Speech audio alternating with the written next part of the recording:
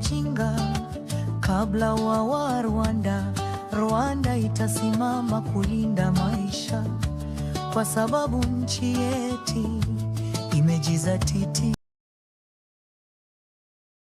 Ari umuntu ufite uburozi n'umuparime hutu wihishe mu idini rya undi wese ririwe namugarukaho cyane ariko muzi ba uyu mujura wa mbere leta y'ubumwe yagize Ndagije Imana dufite abitwa barwaka dufite barutihunza abo bose n'abahakanye ba jenoside bakomeye cyane bakomeje kwiganza ku mbuga nkoranyambaga ariko mu by'ukuri impamvu basa n'ababikora gutyo usanga biganje cyane nuko usanga bishingiye no ku mateka ubwayo ya jenoside yakorewe abatutsi hariya.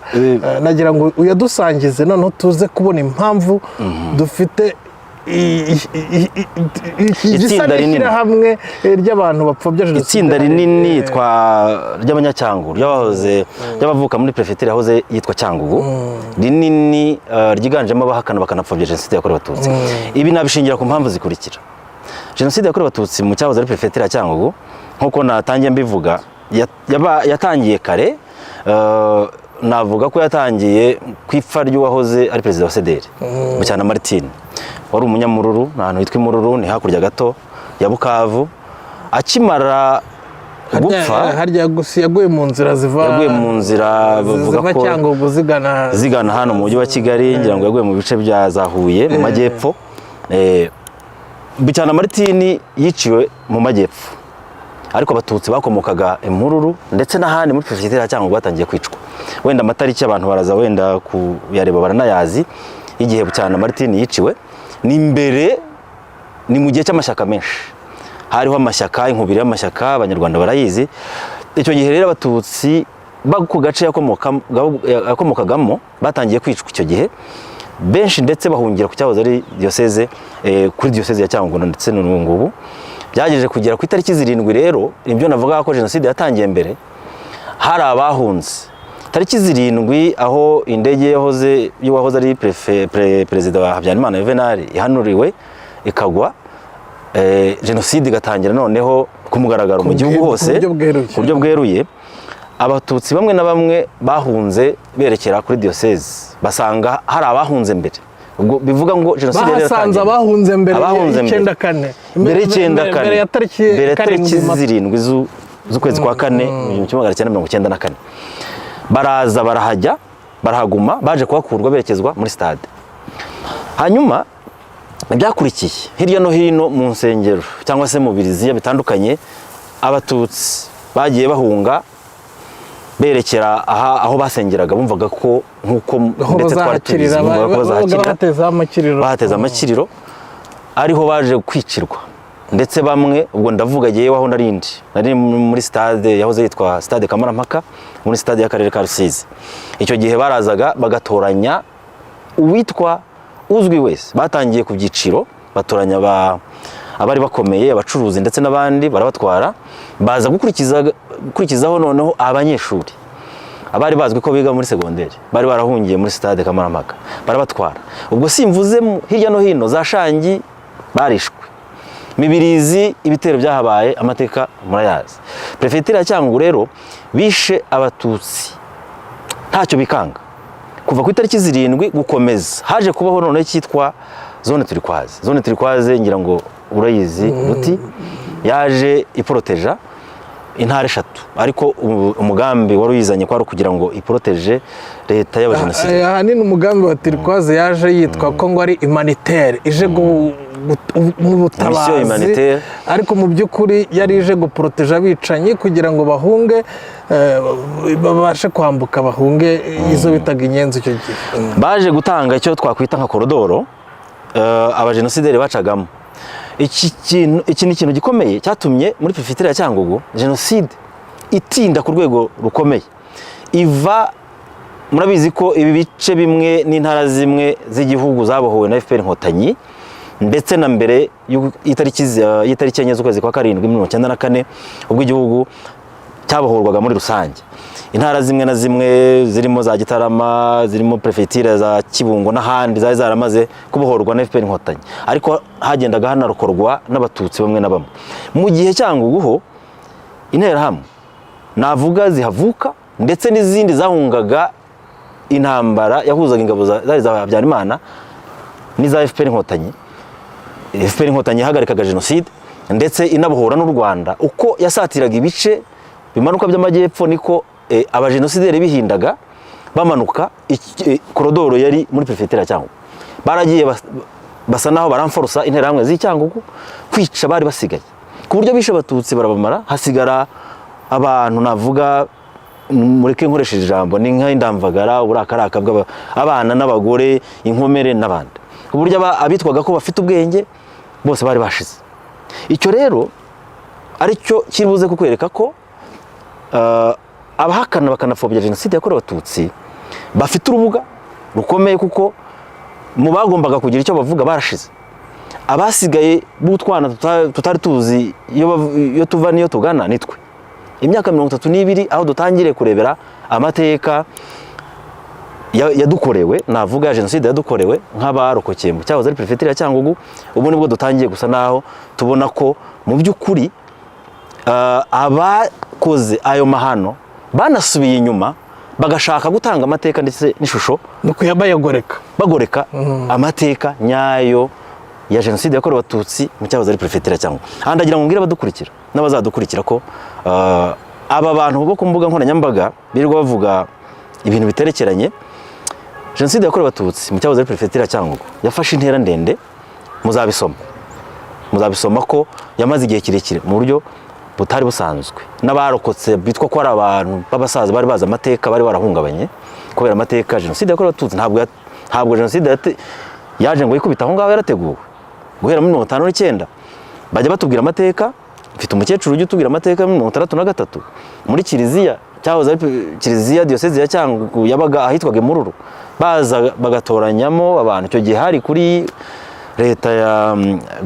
leta yayoborwaga na Kayibanda Gregoire.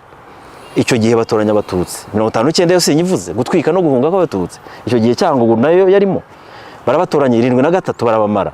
Abo bo kuri Noheli 63 bo barabazanye babarangiriza muri Nyungwe. Ibyo ni ibintu bizwi. Ibyo rero byatumye amateka ndetse n'abantu bashobora gusobanukirwa uko amateka cyane cyane b'abatutsi muri iriya ntara bose byageze muri 94 bararangiye. Icyo nicyo navuga kuri icyo kintu rumbajije. Reka ngire muri 1992. 1992 hari umuntu uvuka muri aka karere mwavuze, Martin Bucyana, yishwe ku itariki 23 z'ukwa kabiri 1994, ntabwo ari 1993. Yaravuye iwabo hariya Ikimbogo. Icyo gihe Felicien Gatabazi wari minisitiri w'imirimo ya leta, wari mu ishyaka rya PSD, yari yaraye yishwe i Kigali, yishwe n'abantu bo muri MRND na CDR. Noneho Bucyana kuko yari perezida wa CDR, abantu b'abakombozi bari abayoboke ba PSD, kandi PSD yari yiganje i Butare no ku Gikongoro, bamenya ko Bucyana ari mu nzira ava i Cyangugu. Noneho bamutegerereza i Butare, baza kumufata, bamufatira Imbazi, bashyira bariyeri, bari bashyize bariyeri biti ku muhanda, bamenye ko imodoka yije, bamuvanamo baramwica. Bucyana yari yaragiye, niwe wabaye perezida wa mbere wa CDR. CDR yashinzwe n'abantu basinye kuri statut n'abantu 12 bayishingira mu Rugwiro mu kwezi kwa kabiri 1992. Yakoresheje rero mitingi nyinshi. Icyo gihe bishe Bucyana Butare, murumva ko yishwe n'abantu bo muri PSD b'Ibutare, ariko abatutsi bo muri Kimbogo mu kwezi kwa kabiri 1994 barishwe. Harabishwe abarenga 200 bahungiye kuri diocese gatolika ya Cyangugu. Jenoside ya Rurangiza muri 1994 yari inziba, abo batutsi bo muri Kimbogo bagihishwe na diocese gatolika ya Cyangugu. Ya ndege mubeshya yari yaraguye icyo gihe. Bucyana rero kimwe n'abasederi bandi ngiye kubaha urugero rwa mitingi bakoze i Kigali. SEDER yakoze mitingi nyinshi ikangurira rubanda nyamwinshi kwishyira hamwe mu rwango rw'abatutsi. Ku itariki 6 Ukuboza 1992 hari mitingi ya SEDER yabereye Butare. Noneho Martin Bucyana avuga ijambo atangaza yeruye ngo abatutsi n'ibyitso byabo tuzabatsemba. Ku itariki 6 Ukuboza 1992 hari Butare muri mitingi ya SEDER. Muri iyo nama iki cyanagarutsweho mu rubanza rwabereye Arusha mu manza zashinjaga abaministre na ministre w'intebe Kambanda ubwe kubirebana n'ubukangurambaga bwo gukora jenoside. Indi nama ya SEDER ni yabaye ku itariki 27 Nyakanga 1992 ibera i Kigali. Nanone Bucyana ni wari uyiyoboye, ariko intumwa zose za SEDER mu gihugu zagiyeyo. Uwitwa Muberuka Anastase wari uhagarariye SEDER Byumba yavugiye muri iyo nama yabereye kuri stade Nyamirambo ku itariki 27 Nyakanga 1992 ngo tuzi uwadutaye muri ibi byago by'urudaca n'umututsi. Uwadushyize muri ibi byago by'urudaca n'umututsi. Cyo bisobanuye ngo umuntu wese uri muri SEDER yashinzwe na Bucyana w'Umunyarusizi agomba gufata ko umututsi yateye ibyago umuhutu. Korera igikwiye umututsi ni ikihe? Nukumwica, nukwihimura, kuko yageretsweho iyi nabi. MRND nayo yaje ikomeza izivugo za Parimehutu, MDR nayo nuko. Muri iyo nama ya SEDER yabereye i Nyamirambo kuri iyo tariki nababwiye 27 Nyakanga 1992 hari n'intumwa ya SEDER yavuye i Cyangugu. Wari perezida wa SEDER Cyangugu witwaga Bareberaho Bantari Ripa. Uyu yari umukozi mukuru muri prefecture ya Cyangugu, yari agronome. Ni nawe wari uhagarariye SEDER i Cyangugu. We mu ijambo yavuze yunganira abagenzi be b'abasederi bari bavuye hirya no hino mu gihugu, yaravuze ngo nta moko tuvangura, umuntu avangura ibyigeze kwivanga. Uyu witwa Ripa ubu ngubu yihishe muri Canada, azi ko abantu batabizi. Yaracecetse ntavuga kuko afite ubwo ibyangombwa ashaka n'impamvu zabyo, ariko ubutabera buzamugeraho. Ntabwo tuzigera aba bajenosideri tubaho ubuhumekero, ariko ntituzabica, tuzasaba ko ubutabera bukora bubabaza ibyo bakoze. Wakwihisha muri Canada, wakwihisha muri Amerika, wakwihisha mu Bubiligi, mu Bufaransa, leta y'u Rwanda izakurikiza inzira z'amategeko. Jenoside ni icyaha mpuzamahanga, isabe ko aba bajenosideri barimbuye Nyarushishi bakarimbura Cyangugu yose n'ahandi, ubutabera bubibabaza. Baripa abangaba ngo nta moko tuvangura, umuntu avangura ibyigeze kwivanga. Mu kuvuga ko arasubiramo za mvugo za Kayibanda za Parimehutu ko abahutu n'abatutsi atari bamwe, ko badasangiye igihugu, ko ntacyo bahuriyeho, ko kandi abatutsi ari abagome. Abaminisitiri tugira uturere dushinzwe gukurikirana umunsi ku munsi. Nshinzwe akarere ka Rusizi. Iyo rero ni ukuvuga ko tuganira kenshi n'ubuyobozi bw'akarere. N'iki kibazo cy'ingengabitekerezo ya jenoside turakiganira, kuko usanga kimwe mu bintu bibi bigisigaye by'ibisigisigi by'irironda bwoko ryigishijwe na Kayibanda na Babucyana, nuko hari abita abanyapolitike bakomoka mu yahoze ari Cyangugu, Rusizi, Nyamasheke, bagikomeje uyu murego w'ubuhirimbanyi mu kugoreka amateka, mu gushinyagura, mu gusebanya, mu gupfobya, mu guhakana jenoside yakorewe abatutsi, mu gusebya ubuyobozi bw'igihugu cyacu. Hano mwaka karere urabasanga. hari uwapfuye mu minsi ishize witwa Faustin Twagiramungu. Faustin Twagiramungu ubundi abantu batabarutse umuntu arabubaha, ariko iyo basize umurage mubi, umurage ukiroga, uwo murage tugarukaho mu rwego rwo kwigisha. Si ukubera ko tutubaha abitabye Imana, turabubaha, ariko umurage mubi basize uravugwa kugira ngo ukosore, kubera ko hari abakiwugenderaho. Twagiramungu ari mu bantu bari baratsimbaraye mu guhakana jenoside yakorewe Abatutsi mu buryo bufite imbaraga nyinshi. Yigeze no kubibwira acyurira umushinjacyaha, icyo gihe ari Jean Bosco Mutangana, umushinjacyaha mukuru w'u Rwanda, ngo iyo jenoside bandatisha, ngo rwose nashaka ashyireho mandat d'arrêt, ngo ndi Buruseli azahansange. Iyo jenoside bandatisha, ati jenoside yakorewe Abatutsi sinyemera. Ntiyayemeraga koko.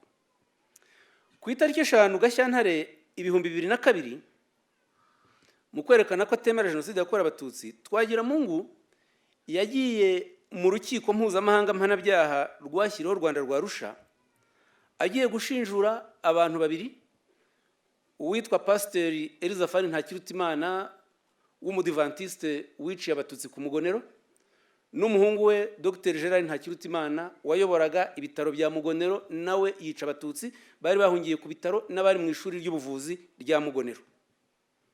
Twagiramungu rero dore abo bombi icyaha cyarabahamye cya jenoside, yaba Elizafari Ntakirutimana n'umuhungu we Gerard. Yatangiye abwira abacamanza ko jenoside yakorewe Abatutsi ntiyigeze itegurwa. Jenoside yakorewe Abatutsi ntiyigeze itegurwa, ngiryo ihame rye. Dore uko yabivuze: nta jenoside yakorewe Abatutsi yabayeho, nta mugambi wo kwica Abatutsi wigeze ubaho, abishwe bose ni Abanyarwanda, Abahutu n'Abatutsi, kandi Abanyarwanda bose bababaye ku buryo bungana. Iyo interahamwe zaririmbaga ngo tubatsembatsembe, ntizabaga zishaka kuvuga Abatutsi, ahubwo zabaga zishaka kuvuga abantu bo mu mashyaka ataravugaga rumwe na MRND, kandi RTRM yibasiraga abanyamashyaka yarwanyaga MRND, ntabwo yibasiraga by'umwihariko Abatutsi. Ibi byatunguye abacamanza, kuko abacamanza bari bamenyereye, banabizi, baciye n'izindi manza zerekana uburyo jenoside yakorewe Abatutsi yateguwe. Ariko haje umuntu uvuga ko yabaye minisitiri w'intebe wa guverinoma y'ubumwe bw'Abanyarwanda, ko yabaye mu ishyaka rya opposition yarwanyije Habyarimana, ariko aje avuga ibimaze kubabwira ko nta jenoside yakorewe Abatutsi yabayeho, ngo hishwe Abahutu n'Abatutsi kimwe. Twagiramungu bambaje batari kubisobanura neza byumvikana. Ntabwo tubyumva kuko mu rubanza rwa mbere rwa Jean Paul Akayesu rwaciwe, urukiko rwemeje ko Abatutsi bakorewe jenoside. Dore ibyo Twagiramungu yashubije ngo sinzemera na rimwe kuvuga ko habayeho itegurwa rya jenoside yo gutsemba Abatutsi bonyine. Nta wakwemeza na rimwe ko ikorwa rya jenoside ku Batutsi, nta wakwemeza na rimwe ikorwa rya jenoside ku Batutsi adashyizemo abavandimwe banjye b'Abahutu. Imvugo nyayo ikwiye gukoreshwa ni jenoside yakorewe Abanyarwanda, nitureke jenoside yakorewe Abatutsi. Hano i Nyarushishi bahigaga Abanyarwanda, nibyo mwari Abanyarwanda, ariko bongeragaho ko babahiga nk'Abanyarwanda b'Abatutsi. Ni ubwoko Tutsi bakurikiranaga, nta kindi. Ariko murumve umuntu uvuka hano mu iperefegitura wahize akaba umuyobozi mukuru w'igihugu, mwumve uko ariho avuga. Ibi bisigisigi rero kubigarukaho si ukubera ko Twagiramungu yapfuye, ni ukubera yuko izi mvugo hari abandi bashinyaguzi bakizifite n'abazemera batyo. Abacamanza barakomeje bamaze batari ko ni ukuvuga ko rero habayeho jenoside ebyiri. Ati cyane rwose itegurwa ndaryumva mu buryo bwa gihanga, kuba abantu baba bari bafite umugambi umwe mu gihe runaka, nko mu gihe cy'imyaka 2, bakiyemeza ngo guhera ubu tugiye kwica Abatutsi, twegeranyije ibikoresho ibi n'ibi tuzakoresha, twemeje uburyo tuzakoresha, abazicwa n'aba n'aba, uko mbyemera jenoside n'ubwicanyi bukubura byose, ariko jenoside yabaye mu Rwanda ntiyari igamije kwica abatutsi bonyine. Ndahakana nkomeje kwicwa ry'abatutsi bonyine ritigeze ritegurwa. Jenoside nyarwanda ntishobora kugereranywa na jenoside yakorewe abayahudi, yo yarateguwe kuva mbere cyane yuko ikorwa. Twagira mu ndamuhagarikira ahangaha, uyu muzimu utanadukurikirana, tagira bukurikirana rwose ibi bintu bye bakabiha agaciro. Nibijyane nawe n'ababa bari hano babirota cyangwa basigaye ahandi n'abazabyumva, bijyane nawe, byibagirane rwose. Nta muntu wakomeza gushinyagura akina ku mubyimba abatutsi barimbuwe mu ubu buryo bazira yuko ari abatutsi, kandi nta wabarushaga umunyarwanda mwaba bose. Ntagererana Bagambiki Emmanuel yari prefe w'iyi prefegitura, ari no havuka. Kuzana rero ba prefe aho bavuka nabyo byakozwe mu rwego rwo kugira ngo leta Habyarimana itegure jenoside. Prefe Bagambiki bamuzanye Cyangugu 1992 nk'uwavuka amaze kwica abatutsi mu Bugesera, yari prefe wa Kigali Ngari. Yabaye prefe wa Kigali Ngari bamuvanye mu Ruhengeri aho yari sous prefe, yari inshuti magara yazigira nyirazo, mubyara wa Gatakanziga umugore wa Habyarimana, ni nawe watumye Bagambiki agenda agira iyo myanya yo kuzamuka hejuru. Bagambiki rero yego twagize ibyago bibaho. Wena Ntagerura urukiko rwa Arusha rwabagize abere. Mu kubagira abere ntabwo ari ukubera yuko abo bantu ari abere koko. Ntagerura yarapfuye ejo bundi mu cyumweru gishize ku itariki 18, yasanze Twagiramungu. Ubwo babariho baraganira kuri uyu mugambi wabo bari bahuriyeho. Abajenosideri bagiye bamaze kuba benshi cyane, natwe tuzapfa, ariko tuzapfa gipfura, ntabwo tuzapfa dufite icyasha cy'icyaha kituri ku gahanga. Kana ku musozo rero reka mbwire uwitwa Rwaka, mbwire Rudakemwa, mbwire Rutihunza, mbwire Ndagijimana, ndetse n'umuherezabitambo wabo mugenzi wabo mukuru, mbabwire ngo iminsi y'igisambo yageze kuri 40, ibyanyu bigiye kujya habona, tugiye kubitira ibinyuma byanyu habona. Reka mbashimire.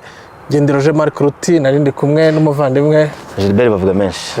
Murakoze cyane rero, mugire ibihe byiza. Murakoze.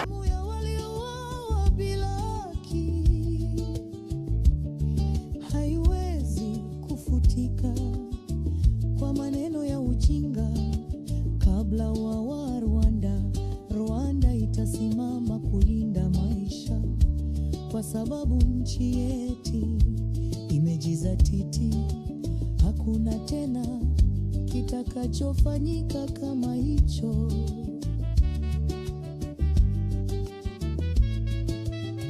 Hatuwezi kuuliwa mara mbili, hatuwezi kuanguka tena.